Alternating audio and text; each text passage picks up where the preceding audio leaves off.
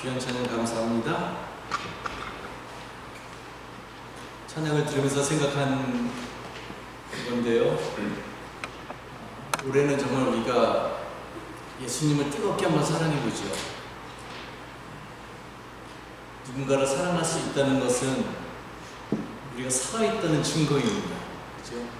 하나님이 여러분들의 마음속에 큰 사랑을 베푸셨는데 그 사랑 가지고 우리 한번 예수님을 있는 힘을 다해서 뜨겁게 사랑하는 그런 정말 복된 한 해, 사랑으로 충만한 한 해 되었으면 좋겠습니다. 벌써 2026년 우리가 새롭게 맞이하고 두 번째 주일을 맞이합니다. 우리가 지난 주일에 새로운 한 해를 시작하면서 올 한 해는 우리가 무엇보다도 그리스도로 옷을 입는 한 해가 되자는 그런 말씀을 나눴습니다. 그리스도로 옷을 입는다는 것은 대단히 독특한 표현이죠. 그리스도라고 하는 무슨 브랜드가 있어서 우리가 그 옷을 입어야 된다는 것이 아니라 그리스도의 정신을 우리의 삶에 심어가는 것을 성경에서는 그리스도로 옷 입는다라고 말을 하는 겁니다. 우리 삶에서 그리스도의 마음을 품어가게 되면 우리의 삶에서 그리스도의 정신이 드러나게 될 것이고 또 그러한 삶에 그리스도의 향기가 풍겨나게 될 것을 저는 믿습니다. 여러분, 그리스도의 정신 혹은 그리스도의 마음이라고 하는 것이 어느 특정한 성품이라든지 어떤 특정한 덕목을 말하는 것은 아닙니다. 왜냐하면 그리스도의 정신 혹은 그리스도의 마음은 우리가 쉽게 쓰는 단어이지만 그런데 이 개념은 이 우주보다도 더 넓은 개념이기 때문에 그러합니다. 그러니까 어떠한 덕목을 가리켜서 우리 모두가 다 전부 다 그리스도의 저 덕목을 살아내야 된다고 말하는 것은 어떻게 보면 큰 오류에 빠지게 될 확률이 높습니다. 그리스도로 옷을 입는다고 했을 때 그렇기 때문에 그 옷은 우리에게서 전부 다 다른 모습을 지니게 됩니다. 왜냐하면 그 옷이 어떤 진공 상태에서 오는 것이 아니라 바로 하나님과 내가 나의 삶에서 구체적으로 입어가야 하는 옷이기 때문에 그러하지요. 우리가 그리스도의 넓은 품에 날마다 들어가서 그 분의 품에 안길 때에 그 그리스도의 그 세계가 그 그리스도의 품이 우리에게 주는 감동의 세계가 있습니다. 감동의 힘이 있죠. 그 힘과 그 감동이 바로 우리의 삶과 우리의 인격과 우리의 신앙과 우리의 기도와 그리고 우리의 성품과 만나서 우리의 삶을 하나님의 사람으로 하나하나 점진적으로 변화시켜 가게 된다는 말입니다. 누구는 인생의 어느 시점에 아주 큰 변화를 겪을 수는 있겠지만, 예를 들어서 사도 바울 같은 사람들 있을 수 있지만, 그러나 길게 보면 모든 변화는 결국에 인생의 과정 속에서의 일들인 것이지요. 그 변화되는 과정이 바로 그리스도로 옷을 입어가는 것을 말하는 겁니다. 그렇다면 여러분, 올해 여러분들이 입어야 하는, 하나님이 여러분들을 통해서 입히시고자 하는 그 그리스도의 옷은 무엇입니까? 여러분들은 올해 여러분들의 신앙생활을 통해서 어떠한 그리스도의 옷을 입고 생활하기를 원하십니까? 어떠한 그리스도의 모습이 여러분들의 삶을 통해서 드러날 때 그것이 가장 큰 은혜가 되겠습니까? 그러니까 다른 사람을 볼 수가 없지요. 그리스도의 옷은 결국에 여러분들의 삶과 여러분들의 인격과 여러분들의 기도를 통해서 드러날 것이기 때문에 그러합니다. 오늘도 계속해서 옷이라고 하는 주제를 가지고 말씀을 나누려고 합니다. 오늘 마태복음 22장 이 이야기는 소위 혼인잔치의 비유로 알려진 말씀입니다. 예수님은 하늘나라를 어느 왕이 베푸는 혼인잔치로 설명을 하셨습니다. 왕은 아들을 위해서 잔치를 준비하고 그리고 초대장을 미리 보내고 잔칫날이 되자 종들을 다시 보내서 잔치가 다시 시작되었음을 친절하게 알렸습니다. 그런데 이상하게 초대받은 사람들은 그것을 들은 척도 하지 않았습니다. 그리고는 저마다 제 갈 길로 떠나갔습니다. 어떤 사람은 논으로 갔고요, 밭으로 갔고요, 어떤 사람은 장사하러 갔습니다. 또 심지어 어떤 사람들은 초대를 한 그 종들을 모욕하고 죽이기까지 했습니다. 왕은 참다가 결국 군대를 보내어 이것에 대해서 심판을 하고 말았습니다. 그리고는 종들에게 길에 나가서 아무나 만나는 대로 닥치는 대로 사람들을 데려오라고 말합니다. 그러자 이번에는 선한 사람 그리고 악한 사람 가리지 않고 잔치자리가 사람들로 가득 차게 되었습니다. 그런데 왕이 잔치자리에 들어와 보니 그 안에, 그 많은 사람들 안에 예복을 입지 않은 한 사람이 있었습니다. 왕은 그를 그 잔치에서 내어 쫓았습니다. 그리고 비유는 이렇게 끝납니다. 부름받은 사람은 많으나 택함을 입은 사람은 적다. 이 비유는 이해가 되는 것 같으면서도 참으로 이상하고 그리고 이해되지 않은 부분이 너무나 많습니다. 여러분, 왕이 초대를 합니다. 그런데 사람들이 거절을 합니다. 현실적이지 않지요. 무슨 절박한 사정이 있어서 거절을 하는가 봤더니 그것도 아니에요. 아주 일상적인 이유로, 즉 내가 밭에 가야 하기 때문에 혹은 내가 장사해야 하기 때문에 왕이 초대를 했는데 거절을 하고 있습니다. 더 나아가서 사람들이 거절만 하는 것이 아니라 그 초대하러 간 종들을 죽이기까지 합니다. 그러자 임금이 노해서 살인자들을 죽이고 그 도시를 불살라버립니다. 여러분, 이러한 상황에서 잔치가 계속 될 수 있을까요? 이런 험악한 분위기에서 말이죠. 거리에서 선한 사람이나 악한 사람을 데려오라고 해서 다 데리고 왔습니다. 그래서 잔치 자리가 꽉 차게 되었습니다. 그러면 여러분, 우리가 상식적으로 생각해서 거기에 모인 사람 중에서 악한 사람을 뭐 쫓아내든지 문제여야 될 것 같은데 성경은 그렇게 이야기하지 않고 갑자기 이야기는 뜬금없이 예복을 입지 않은 사람으로 주제가 확 바뀌어 버리게 됩니다. 여러분, 어떻게 그 많은 사람 중에서 단지 한 사람만 그날 예복을 입지 않을 수 있었을까요? 그리고 여러분, 그날 그 예복을 입지 않은 사람은 처음부터 초대를 받은 사람이 아니었지요. 그죠? 여러분, 생각해보면 누가 일상의 삶을 살아가는데 갑자기 무슨 턱시도 입고 결혼식에 맞는 예복을 입고 다니는 사람이 세상에 어디에 있어요? 그냥 길에 나갔는데 초대받아서 그냥 간 거예요. 2차 초대였지요. 그런데 예복을 입지 않았다가 또 쫓아내는 거예요. 그러니 그 사람이 예복을 입지 않은 것은 그 사람의 잘못이 아닐 것입니다. 입고 올 시간도 주지 않았을 뿐만 아니라 예복을 입고 오라는 말도 그 사람은 들은 적이 없기 때문에 그러합니다. 그리고 만약에 잔치에서, 만약입니다, 잔치에서 그날 예복을 다 나눠주었다고 한다면, 예를 들어서 어느 기숙사에서 식당에서 밥을 먹을 때 뭐 특별한 가운을 놀아주는 그런 학교도 있거든요. 그렇다면 왜 그날 그 사람 한 사람만 유독 그 예복을 거절했을까요? 이렇게 보면 이 비유는 너무나 이상하고 우리가 쉽게 이해할 수 없는 비유임이 드러나고 맙니다. 그렇다면 이 비유는 무엇을 말하고자 하는 것일까요? 하나님께서는 이스라엘 백성을 사랑하셨습니다. 그들을 부르셔서 하나님은 그들과 계약을 맺으셨고요. 그리고 하나님의 백성이라는 그 거룩한 삶의 자리로 그들을 초대하셨습니다.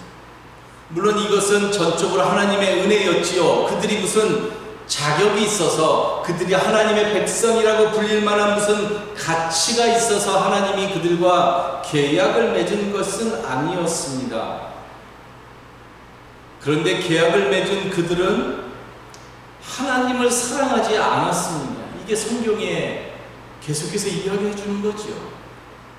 하나님에게 순종하지 않았고, 하나님의 말씀에 청종하지 않았고, 하나님이 원하시는 길로 걸어가는 것이 아니라 저마다 자기들이 걷고 싶은 삶의 방향으로 걸어갔다는 것이죠. 자기들의 길로 제각기 갔습니다. 마치 왕의 초대를 받고 그것을 거절하면서 제 갈 길로 간 사람들과 비슷하지요. 이 비유에서 왕의 초대를 거절한 사람들은 불순종한 이스라엘 백성들을 상징한다고 봐야 할 것 같습니다. 그래도 하나님은 인내하는 마음으로 그들을 사랑하셨습니다. 그리고 그들에게 계속해서 하나님이 누구인지를 알리셨습니다. 어떻게 알리셨을까요? 율법도 주셨습니다. 그리고 때로는 선지자들도 보내셨습니다. 하나님이 누구이신지, 하나님의 정신이 무엇인지, 하나님의 뜻이 무엇인지를 하나님은 끊임없이 그 백성들에게 알려주셨다는 말입니다. 그런데도 사람들은 너무나 이상하게 하나님을 알려주었던 그 율법이라든지 그 선지자들의 말을 듣지 않고 자기들의 길로 걸어갔습니다. 심지어는 그 선지자들을 핍박하기도 했고요. 심지어는 죽이기까지 했습니다. 본문의 종들은 하나님이 보내신 선지자로 이해할 수 있는데, 그리고 나중에 하나님의 아들조차도 그 백성들은 감당할 수 없어서 십자가에 죽기까지 했다라고 우리가 알 수 있습니다. 하나님 앞에서 불순종한 모습을 지닌 이스라엘 백성들, 결국 그들의 삶의 종착은 무엇이었는가? 로마에 의해서 자신들이 생명처럼 여겼던 그 예루살렘 성전과 그리고 그 성전이 완전히 무너지는 비참한 경험을 그들은 역사 속에서 경험해야 했습니다. AD 70년경에 일어났지요. 본문에 보니까 도시가 불타고 하는 구절들은 바로 그것을 나타낸다고 봐야 할 것 같습니다. 이것은 결국에 하나님의 길을 떠난 백성들이 궁극적으로는 어떻게 될 것이라고 하는 것을 보여주는 상징적인 사건이라고 볼 수가 있습니다. 이런 와중에 드디어 복음의 문이 이 팔레스타인을 넘어서 이방인의 지역까지 열리게 됩니다. 초대 복음 전도자들에 의해서 복음이 이스라엘을 넘어서 주변 소아시아 및 그 당시의 땅의 끝이었던 로마까지 전해지게 되었죠. 우리가 잘 아는 복음 전도자, 그 중에 가장 위대한 복음 전도자는 바울이었는데, 그런 전도자들이 초대교회에 등장을 하게 시작합니다.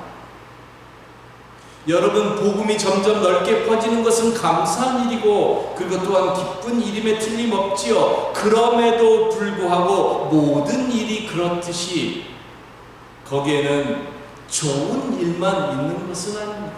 나름대로의 또 문제가 있는 것이지요. 지난주에 살펴본 것처럼 초대교회 가장 이상적인 삶의 모습을 보여주었지만, 그런데 역시 초대교회도 사람들이 모인 공동체였기 때문에 또 파당을 만들고 다른 복음을 전하고 이방인들은 무시하고 하는 인간적인 모습을 그들은 보여줄 수밖에 없었다는 것을 우리가 너무나 잘 알고 있습니다. 복음이 이방인들의 문에까지 열렸지만, 그러나 그것 나름대로 또 문제가 있었고, 그것이 바로 오늘 본문 말씀이 우리들에게 보여주고 있습니다. 복음을 통해서 이방인들은 하나님이 이스라엘 백성들만 사랑하는 것이 아니라 자신들 또한 사랑하신다는 것을 알게 됩니다. 맞죠? 하나님은 이스라엘 백성의 하나님뿐만이 아니라 온 인류의 하나님이시기 때문에 이방인들도 사랑하시는 하나님이시지요. 하나님께서는 그래서 그들을 있는 그대로 사랑하셨고 받아주셨습니다. 이방인이기 때문에 너희들은 할례를 받지 않아도 나의 백성이 되는데 조금도 부족함이 없는 사람들이라고 있는 그대로 그들을 존중하고 받아주셨습니다.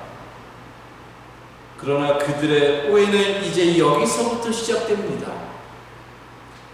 하나님께서 우리의 모습 있는 그대로를 사랑하신다는 것을 그들은 잘못 이해하고 있었던 것이었습니다. 이것은 그래서 내가 이제 앞으로 대충 살아도 어차피 하나님은 나를 있는 그대로 주실 것이기 때문에 라는 것을 의미하는 것은 아니라는 말입니다. 이것은 내가 대충 살아도 하나님께서 나를 있는 모습 그대로 받으실 것이라고 하는 것을 말하려고 하는 것이 처음부터 아니었죠. 하나님께서 나를 있는 그대로 받으시고 사랑하신다는 것은 여러분 시작을 말하는 겁니다. 시작. 어떤 완성이나 혹은 결론이 아닙니다. 그런데 어떤 이들은 그것을 기독교는 이런 종교구나, 나를 있는 그대로 받아주는 종교이구나 라고 그것을 마지막으로 여기고 생활하려고 하는 오류에 늘 빠지고는 합니다. 우리 기독교인들이 신앙의 훈련에 게으른 이유가 바로 여기에 있습니다. 왜? 하나님은 나에게 은혜를 베푸실 것이라고 믿기 때문입니다. 맞지요? 하나님은 우리에게 은혜를 베푸시지요. 그런데 그것은 시작이라는 말입니다. 설교 후반부에 다시 한번 이것에 대해서 이야기를 하겠습니다. 그래서 기독교인들의 삶이 왜곡되는 겁니다. 여러분, 우리가 초대된 것이 그래서 이제부터는 우리가 하고 싶은 대로 하라는 것이 아닙니다. 우리를 향한 하나님의 초대는 하나님께서 우리를 향해서 기대가 있다는 것을 말하는 겁니다. 그것은 바로 하나님의 백성으로서의 삶의 기대인 것이지요. 부모는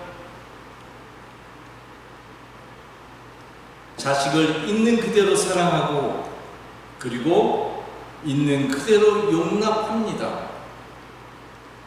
그러나 그것은 기대 속에서의 용납이고 기대 속에서의 사랑인 것이지요. 자식이 아무 발전 없이 그냥 있는데 그것을 예쁘다고 있는 그대로를 사랑하는 부모는 아마 하나도 없을 겁니다. 하나님께서 오늘 우리를 부르시고 초대해 주셨습니다. 그런데 그것은 막연한 초대가 아닙니다. 너 하고 싶은 대로 이 세상에서 살아가도 돼. 왜? 내가 너를 있는 그대로 받아줄 거니까 얘 초대가 아니라는 말입니다.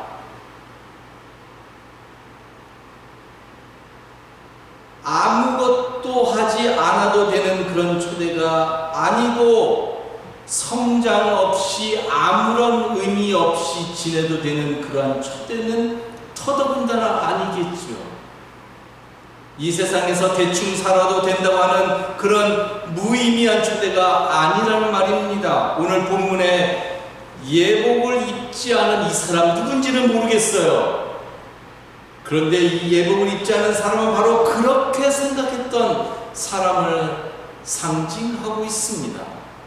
그는 하나님의 은혜와 하나님의 사랑을 받았지만 그런데 그 은혜와 사랑을 이해하지 못하고 자기의 생각대로 하나님의 은혜를 왜곡했던 사람이었습니다. 여러분, 오늘 본문에 보면 예복이라고 하는 말이 나오는데 그 예복은 무엇을 말하는 것일까요? 하나님이 오늘 우리에게 모든 사람들이 이 땅에서 살아갈 때 기독교인으로서 입어야 될 예복이 있다라고 말씀하시면 여러분 그 예복은 무엇일까요? 한마디로 말하면 예복은 우리들의 삶의 내용을 말합니다. 우리는 옷을 두 가지 종류로 나눌 수 있을 것입니다. 신앙인들은 이 옷을 반드시 구별해야 합니다. 하나는 세상의 옷인데 우리는 그 옷을 가리켜서 낡은 옷이라고 부를 수 있습니다. 얼마나 비싸냐, 얼마나 가치 있느냐, 얼마나 유행하고 있느냐의 옷은 우리의 관심사일 수는 없습니다. 왜냐하면 그것은 전부 다 낡은 옷이기 때문에 그러합니다. 하나님의 뜻이 아닌 세상의 정신이 지배하는 옷, 하나님의 뜻과 정신에 어긋난 옷, 이 옷은 결국에는 여러분 죽음을 가져다 줄 수밖에 없습니다. 옛사람이 입는 옷이겠지요. 아무리 화려하고 아무리 비싼 옷을 내가 내 몸에 걸친다 할지라도 나의 삶이 그리스도의 옷을 입지 못하면 그 옷은 냄새나는 옷에 불과하다는 말입니다.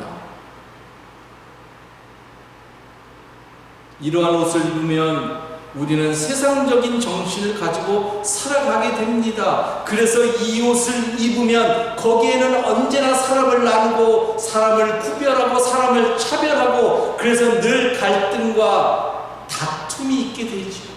피곤한 거죠. 세상의 옷은 늘 그런 겁니다. 또 다른 하나는 지난주에 살펴본 이제부터 우리가 입어야 되는 그리스도의 옷이 있습니다. 갈라디아서 3장 27절 그리스도와 연합한 우리는 그리스도의 옷을 입는다라고 말합니다. 이것은 새로운 옷이고 생명의 옷입니다. 말 그대로 그리스도의 정신이 드러나는 옷인 것이죠. 우리가 신앙인으로서 이건 선택이 아닙니다, 여러분. 우리가 반드시 입어야 할 옷입니다. 그렇기 때문에 우리는 신앙생활 하면서 앞으로 이것을 계속해서 진지하게 물으면서 살아가야 합니다.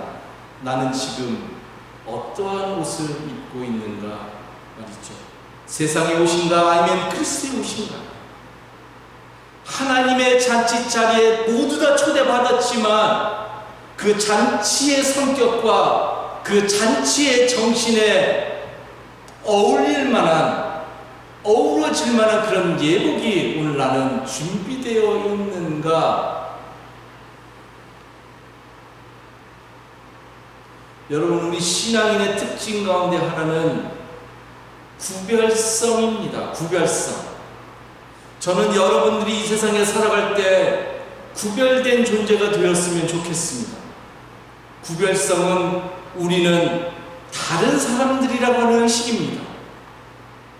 우리는 신앙을 가진 사람들이기 때문에 원래부터 다른 사람들일 수밖에 없어요. 그게 우리의 아이덴티티예요. 정체성인 거예요. 만약에 우리가 다르지 않다면 세상이 우리를 핍박할 리가 없죠. 우리가 다르니까 핍박하는 거거든요. 여기서 다르다고 한다는 것은 우리가 지위가 높다든지 혹은 다른 사람들보다 뛰어나고 우월하다는 것을 말하려고 하는 게 아닙니다. 무슨 우리가 바리새파적인 어떤 우월의식을 가지고 세상을 살아가자, 이게 아니라는 말입니다.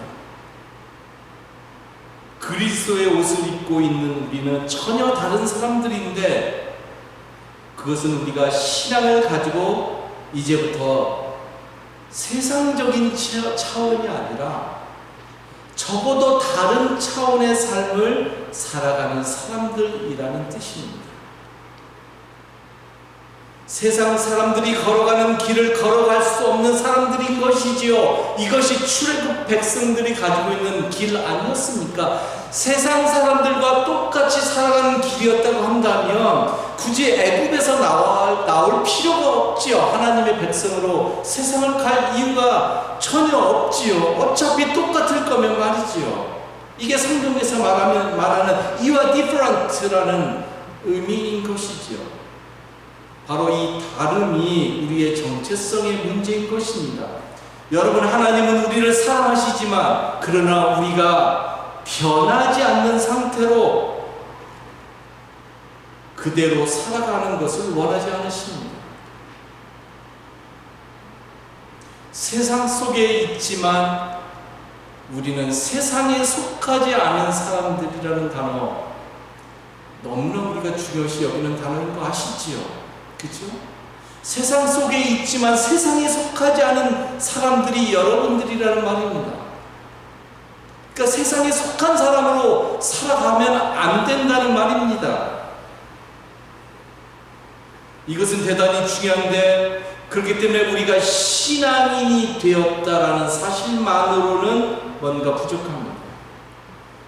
세상을 살아가면서 하나님은 나를 있는 그대로 다 받아주시고 용납할 거야, 이 의식으로는 부족하다는 말입니다. 우리가 하나님의 잔치에 참여했다라는 사실만으로는 충분하지 않다는 말입니다.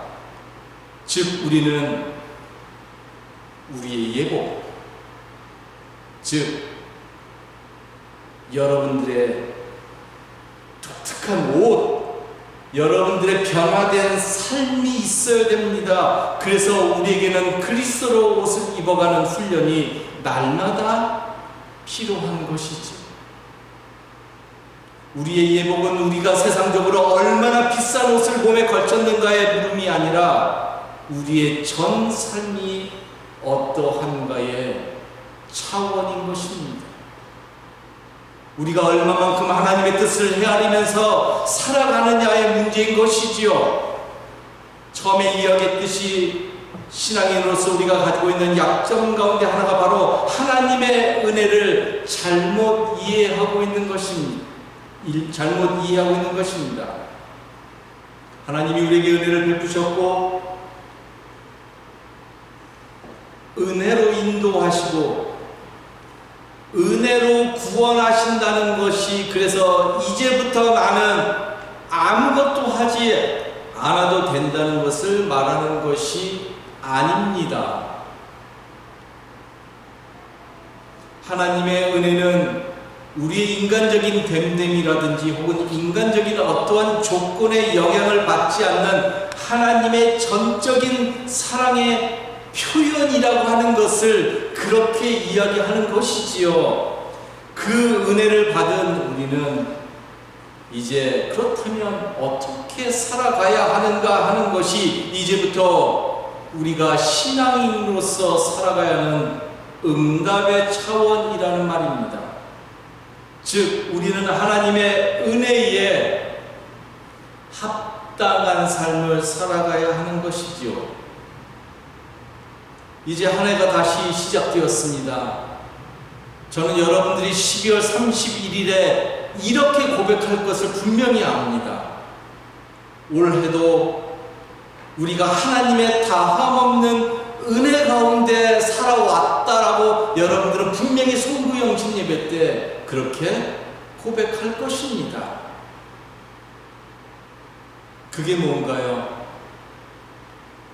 하나님의 은혜로 여러분들이 살아왔다는 것이 무엇인가요? 저는 그것이 여러분들의 일상의 삶에서 그 은혜에 합당한 삶으로 하나님 앞에 응답하면서 하나님이 원하시는 예복을 날마다 입어가는 귀한 삶으로 살아가야 한다는 것으로 믿습니다. 하나님의 은혜를 감격하면서 그리스도로 옷 입어가면서 하나님의 백성으로서 이 땅에서 구별된 거룩함의 영성을 가지고 세상에서 승리하면서 살아가는 우리 모든 식구들 되기를 다시 한번 간절히 기도하겠습니다. 기도합시다.